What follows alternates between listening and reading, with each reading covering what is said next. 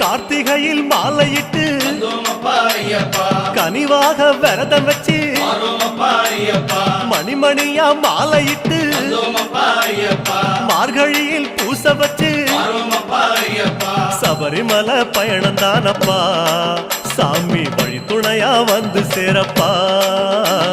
சபரிமலை பயணம் தானப்பா சாமி வழி துணையா வந்து சேரப்பா குருசாமி சொன்னபடி கூடி நல்ல விரதம் வச்சு கருப்பசாமி பொண்ண நினைச்சு காலமால பூச வச்சு காந்தமல ஜோதியானவா எங்க காவலாக வந்து சேரப்பா காந்தமல ஜோதியானவா எங்க காவலாக வந்து சேரப்பா சந்நிதியில் கட்டும் கட்டி